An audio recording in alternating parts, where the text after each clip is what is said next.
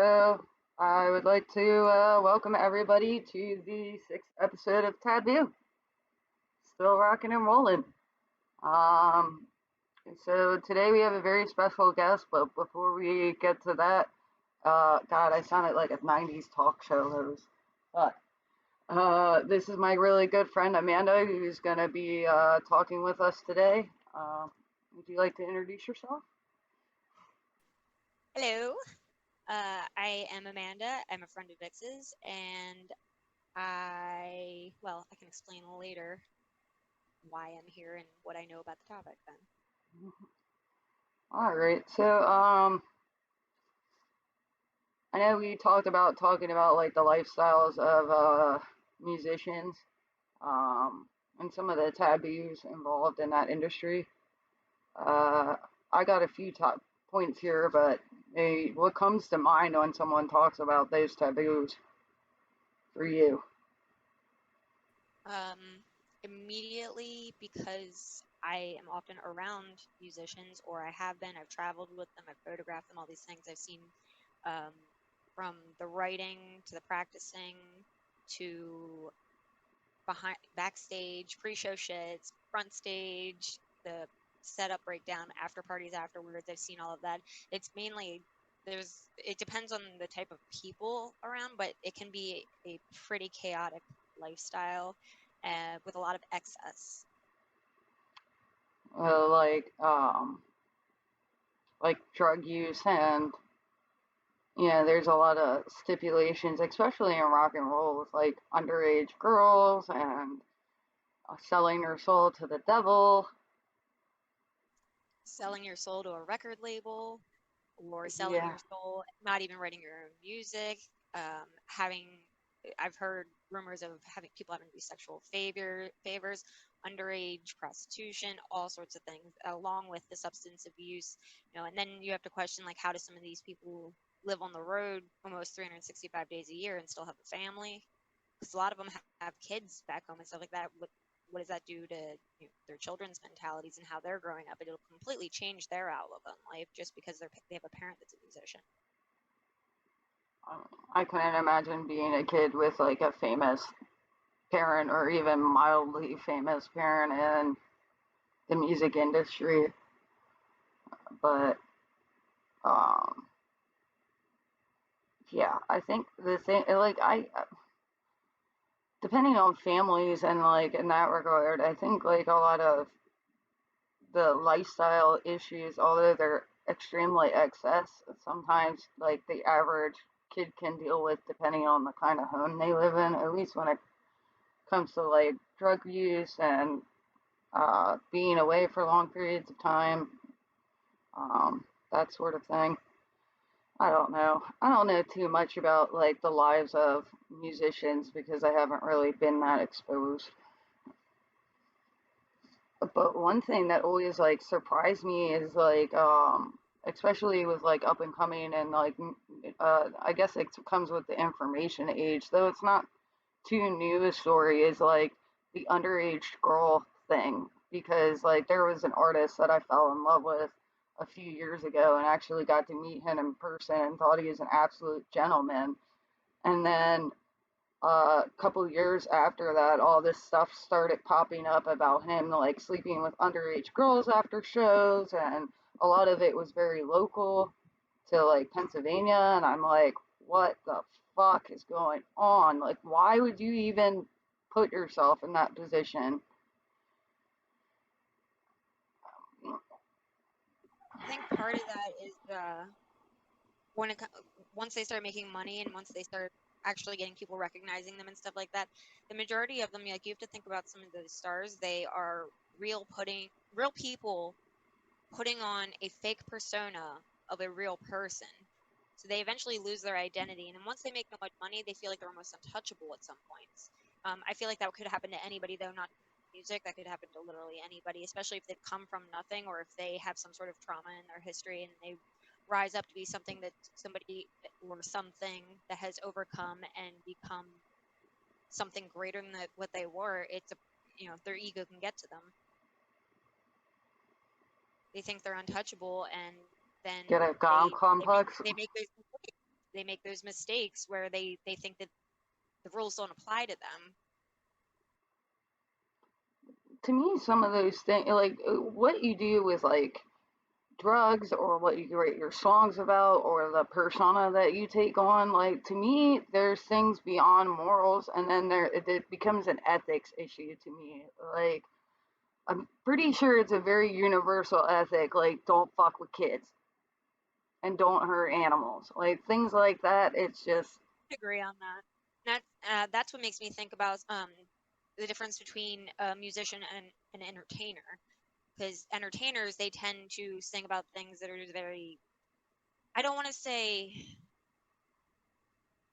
unnecessary, but some of it's pretty unnecessary. It is for entertainment value. But then there's other musicians out there that write amazing songs, and like they will write songs about, you know, pollution, and they'll write songs about politics. Like it depends on.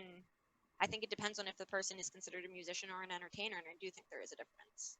do you think there's like a taboo in the mainstream media, because like this is one of the things that always irritated me with like radio play and anything that is like industry popular from the top labels, is I feel like it's a taboo in that mainstream point, is that you can't sing about politics, you can't sing about anything that's real, and it becomes very entertainment thing that is deceiving because a lot of people take that seriously and think it is real, as opposed to like in Japan where like their entertainers like are obviously entertainers. It's obviously a gig. Like a lot of those singers don't even write their own songs. It's more like a persona. But in our society, in our music That's industry definitely here, worldwide because yeah, I'd say that's definitely worldwide. I think there's people from every country that they don't write their own music, and like a lot of like some of it could be they don't like writing, but some of it could be there's really, really, really good music writers out there that can't sing. You know, they want to hear their words get out. no doubt, I wasn't like downing not writing your own music, but for some genres of music, I would find it annoying. Like when it comes to like rappers or uh, rock and roll artists, it's like it kind of depletes the expression to me when when a singer never sings their own songs. You know what I mean? Um, but that's just a matter of perspective. And Well, you have to consider people that some of the people that don't write their own songs, their entire persona isn't real either. Like for instance, some of the rappers that they they were literally working like at a Burger King or something, and then they created an entire new persona. Like, um, for example, I believe it was Rick Ross that made up the entire story that he was like a drug kingpin or something like that, but he named himself after somebody that was actually named that was a drug kingpin, and the guy tried to sue him for using his names, but the story was that it's not illegal to pretend to be a drug crime boss. yeah, no doubt. But I guess you can't sit and like unless somebody else about it, you can't sit and pretend to know who's really working up a persona and who's trying to be genuine. I mean, you've got like different forms of music or musicians that take on a whole persona, not just a persona, but like a performance or a stage art to their music, kind of like Tool does or Slipknot with the whole like masks and um, but that's a stage act. That's a Like the little lead singer of Slayer, like even though they are, images of Satan worshiping death metal gods and stuff like that, he's actually a devout Catholic. but it's to me that's obviously a stage performance and arguments against like mainstream music, which seems to take this on as it has to be their entire personality all the time, and then that like falls into some of the harsher taboos that they think they can get away with just because they have like tons of money to throw at lawsuits or this or that, but it still didn't do any good for R. Kelly's reputation with with sleeping with underage girls and pissing on people. Like, I don't know. I feel like I could run this through a loop. Uh, Yeah, it's I mean, at that point, I don't like. Yes, I think that him doing obscene things to younger women um, is it could be it can be tied in with music, and it probably was what enabled him to be able to get away with things for a while. But even if he wasn't a musician, that part of him would have still been there. And I feel like once you become a musician and once you're worldwide known, and you feel like you can get away with things at that point, especially if you're putting on an act and your act comes with you off stage and permeates your entire existence, at that point you're suffering from mental health issues well and put. potential identity crisis. So, I'm going to turn this over. You ready to listen to some Night's Edge with me? I definitely am. I was listening to some earlier actually. I gotta say they really got me with the Knights in White Satin. Hmm. I listened to that. It's like I'm a sucker for the Moody Blues, so I really liked the Join Us video, and I was listening to the whole album in my car, so I couldn't particularly tell you which song it was that I was repeating over and over. But I like their versatility. They seem like not every song sounds the same.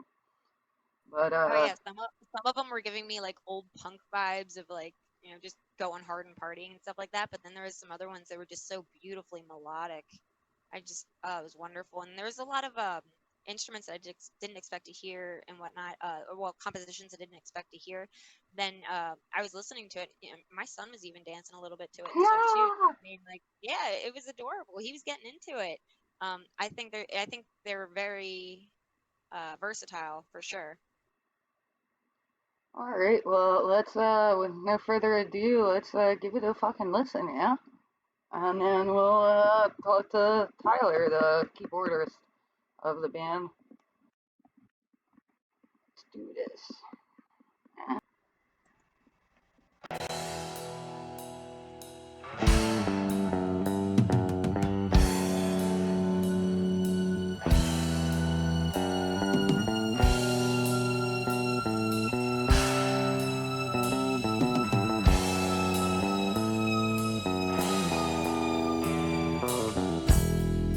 Can you feel it in the air?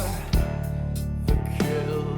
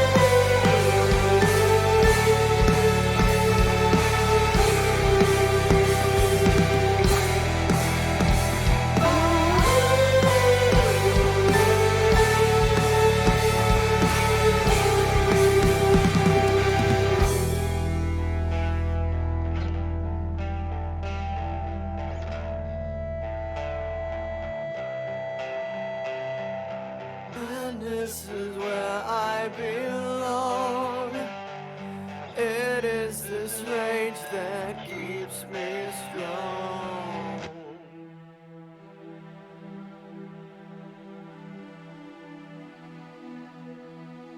Held up in policies called by yourself astray.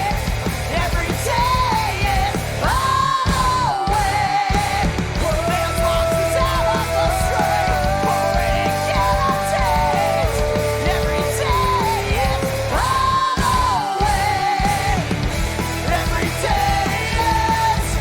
Every day is. Every day is Halloween. Every day is. Every day is. Every day is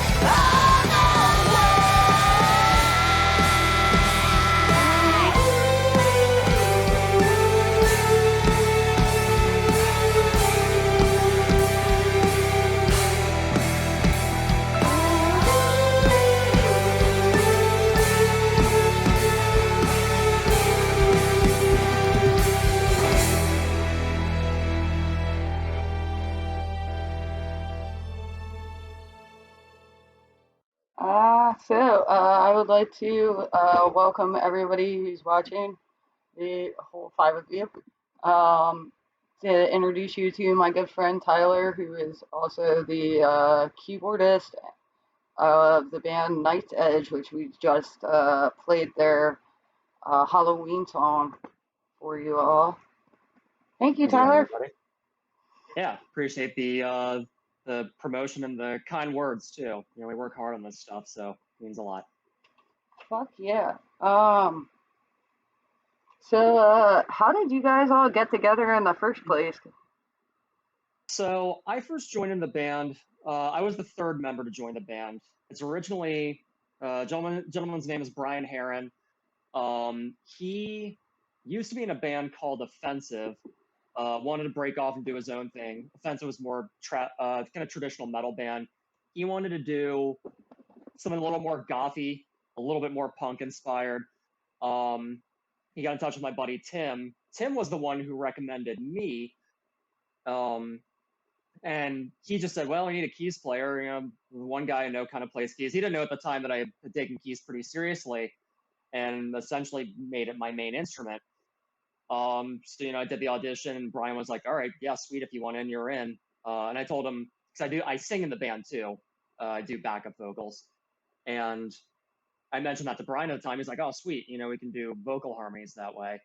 So, and that was January 2018. Yeah, January of 2018 when that happened. And we've slowly been building up ever since. It's been a good ride. It seems like you guys have come a really long way, you know. Like, I remember you telling me you got in this band, and I'm like, oh, that's cool. And then Yeah. it seemed like in no time you guys had already put your first album together in like a year. Yeah, Brian works very fast. Well, because that's from the get-go, he had kind of a 5-year plan of where he wanted the band to go. And COVID has been a nice mule kick to the crotch of that plan. But you rework it as necessary. And he, so yeah, when we first started, he already had, was it 4? Yeah, it was 4 songs at the ready that are on that first album. Crawling in the Dark, Edge of the World, Towers. What was the last one? I'm Free. So he already had demos of those before the band was even formed. And not only for that past album, but spoilers, our upcoming album, he was writing and recording about a song a week for us to learn and play. Yeah, no kidding. Fuck. Yeah, like programming the drums, figuring out, you know, stuff for me to play on keys, doing the bass part, doing the guitar part, doing the vocals, all in his basement, putting out demos of one song a week pretty much, for now 2 consecutive albums. Like when he gets into work mode, he works very fast, which I like. Sounds like it. But yeah. you kind of have to be, you know, serious on top of shit, you know, in the music industry, especially Because you guys have such a versatile sound, like I was saying with Amanda earlier. Like, I hear like a little bit of punk, I hear a little bit of industrial here and there, I hear a little bit of like goth dance music. I was like, wow. Yeah. And a lot of that comes from the fact that in some weird way, all four of us, 'cause it's four members in the band, and all four of us kind of come a little bit from different musical worlds. Where Brian, um, he was really big into the kind of 2000s emo scene a little bit, but also really likes metal, like Judas Priest or Typo Negative is a big favorite of his. Um, our bassist Tim is a very straightforward metalhead, likes all decades of metal pretty much and some rock. Um, our drummer Dan's kind of in the same vein. I'm the guy that kind of knows too much music theory for his own good and does a lot of jazz harmonizations where they probably shouldn't belong, but tries to make the harmonies more complex, but also um, grew up listening to a lot of shred guitar, so I do a lot of that kind of Jordan Rudess from Dream Theater style uh, finagling on the keys. But at the same time, all of us, we have a metal background. We all have kind of an industrial background. And yeah, slowly over time, we've kind of been able to cohese the sound a little bit more and more and drill down on what makes us us. Because before you ask that question, I don't have a good answer. Neither do the rest of us. We're trying to figure that out for 2 years. I think that's what the albums are actually, is us trying to figure out what we are besides alt rock and face paint.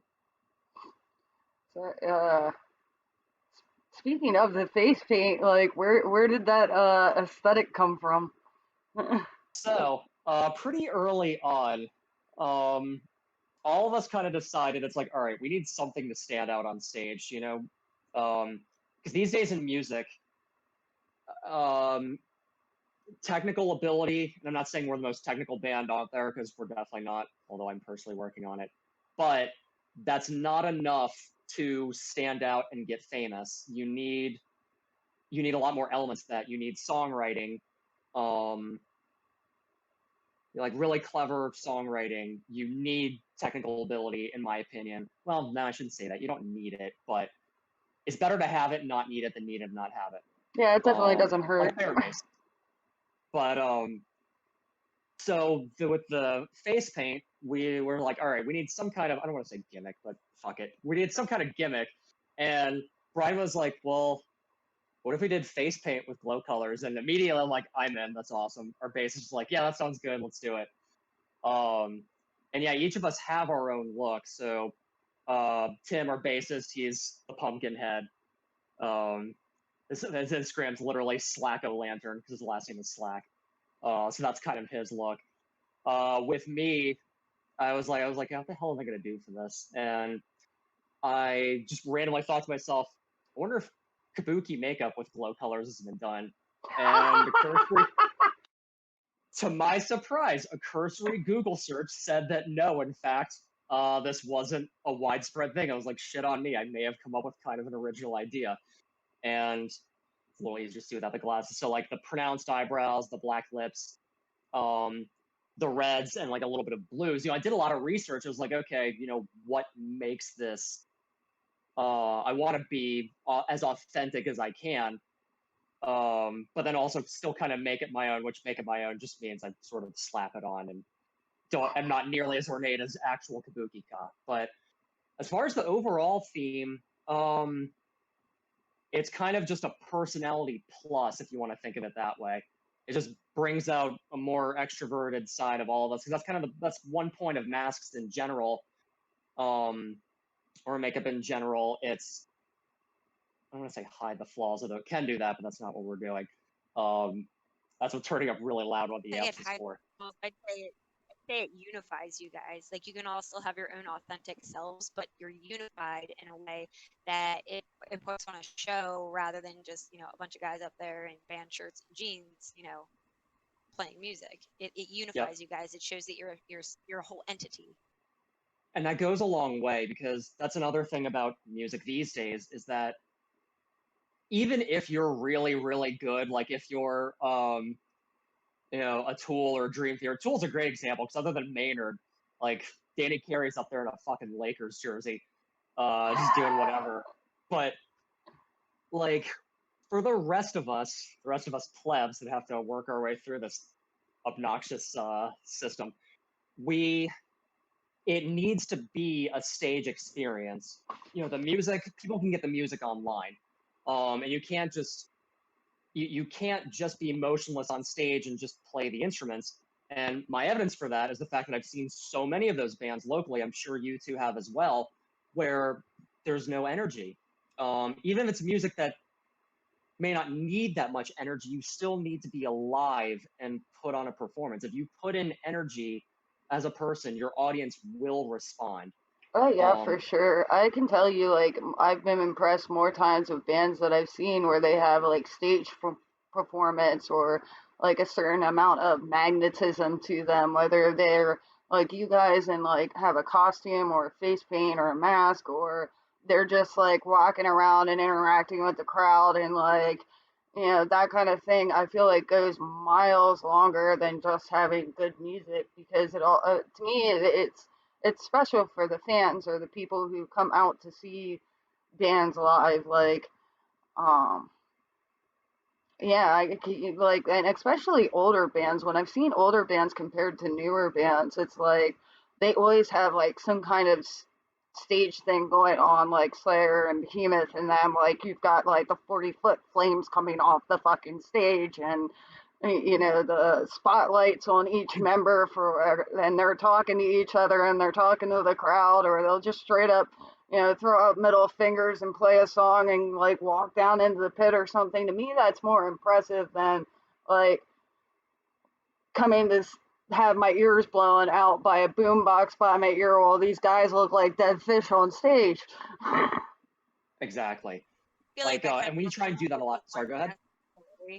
I feel like that kind of performance at this point is necessary considering the price of ticket costs now and travel to get to most of these venues and things like that, and the setup and what goes into the behind the scenes of a show. At this point, that kind of over the top performance is almost necessary to make it a performance that people would want to pay that price again to go see again. Even like there's bands I've seen multiple times because they've put on such a great show. No matter the price, I'll go and I will be right up front.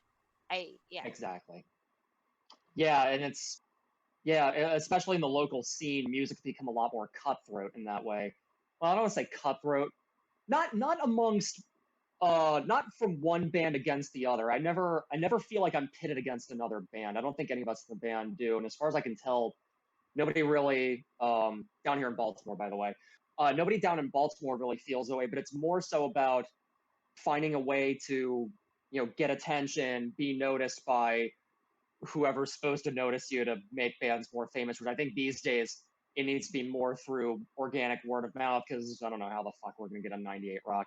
If we could get it, it'd be cool if we could, but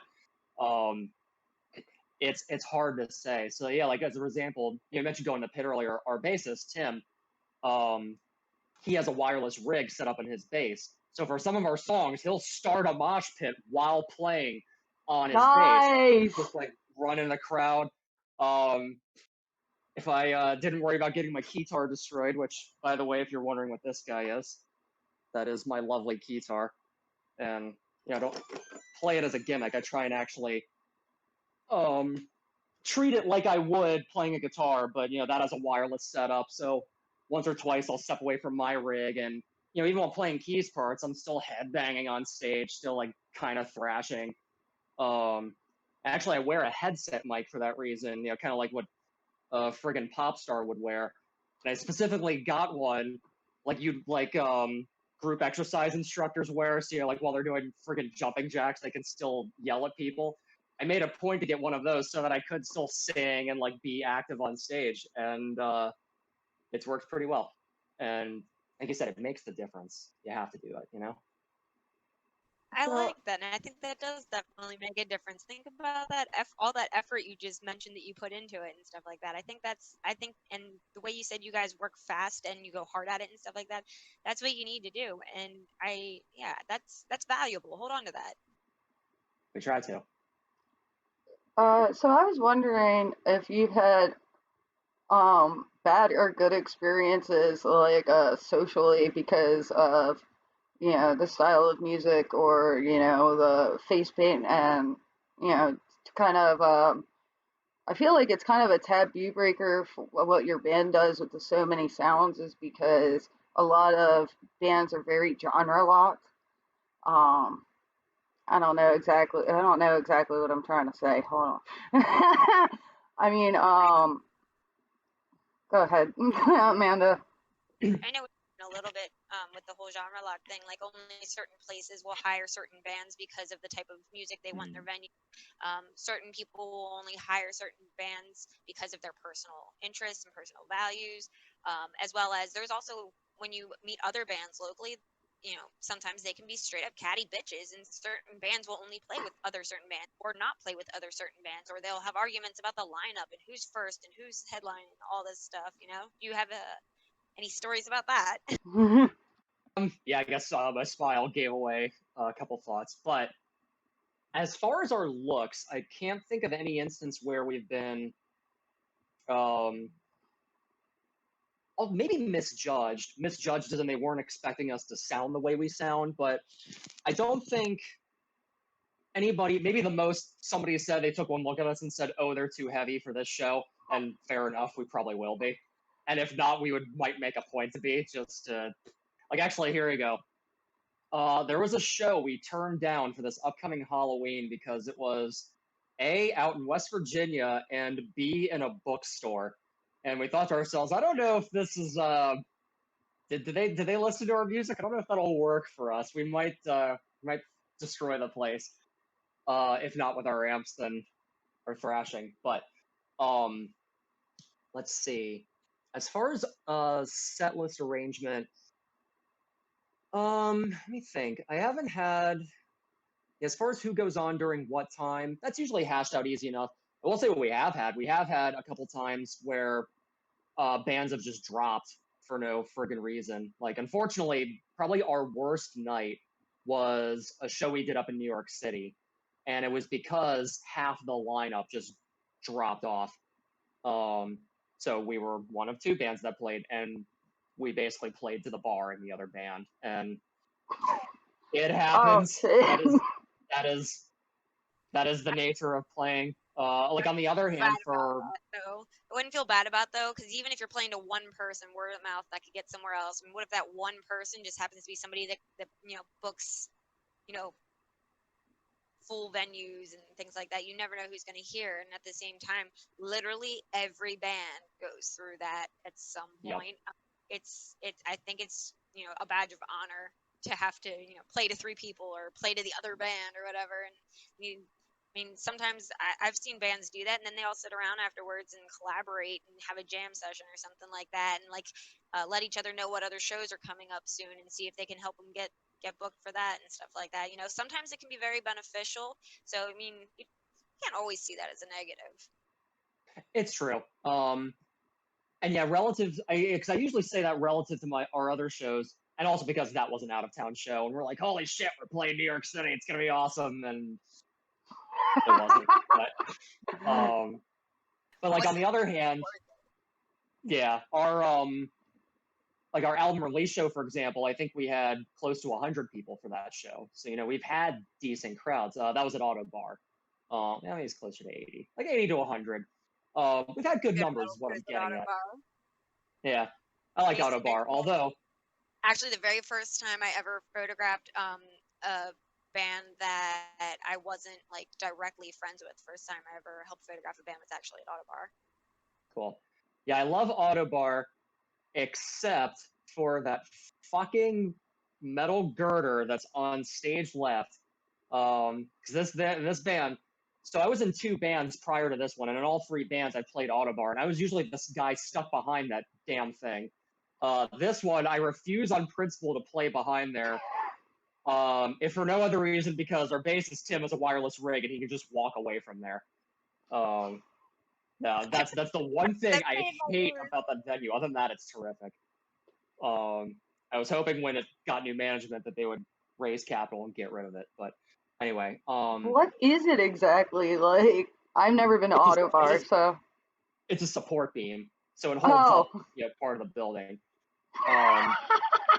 Yeah, so they probably can't get rid of it, but it'd be pretty sweet if it did.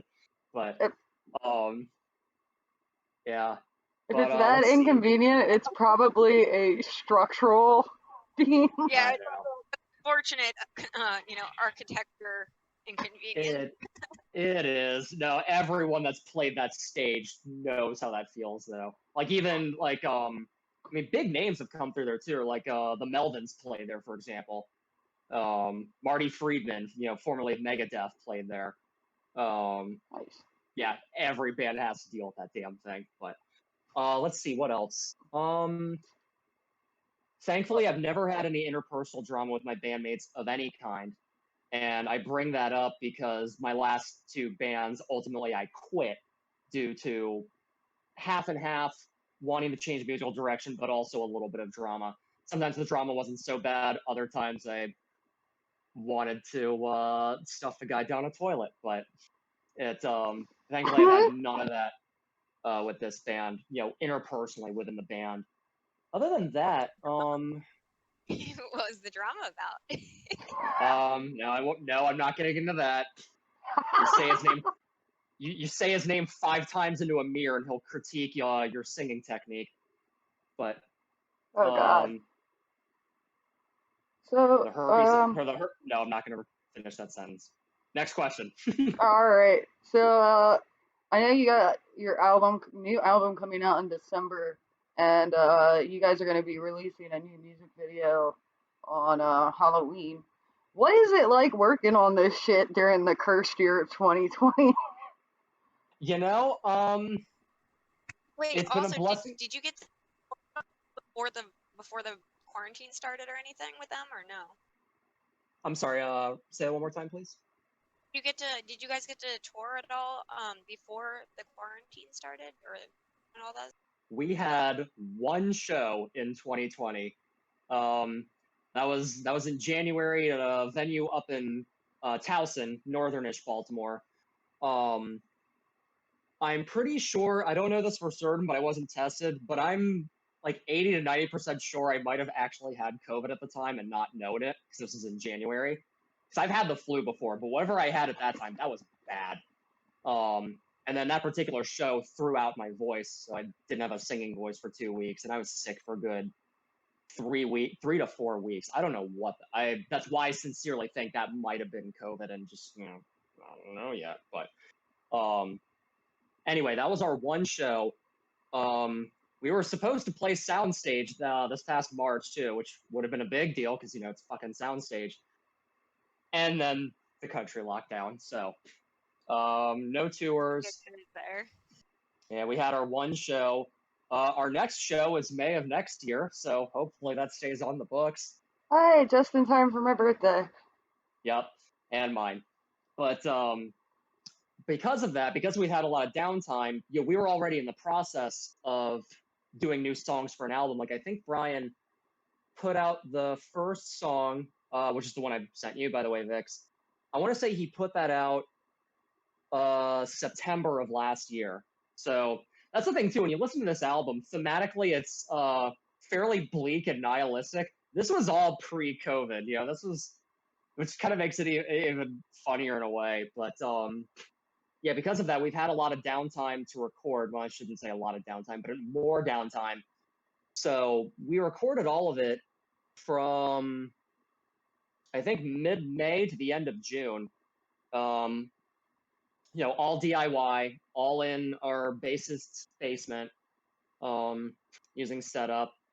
It's all mixed by our band leader, Brian, by the way. So it was mastered by a third party, but the mixing, that's all us. So, and considering that, it's something to be proud of for an indie project. We're really happy about it. I got the opportunity to listen to it. The one of the songs anyway, the one that's going for the music video, right? Yes, called More of the Same. Yeah, so like I listened to your first album. Well, I listened to it a while ago, and then I re-listened to it for the show. But it sounds It sounds like you guys got a lot of your shit together in this album in like a professional manner that just like I had that song on repeat while I was driving down the road, just like this shit hits. This is really fucking good. Like, Appreciate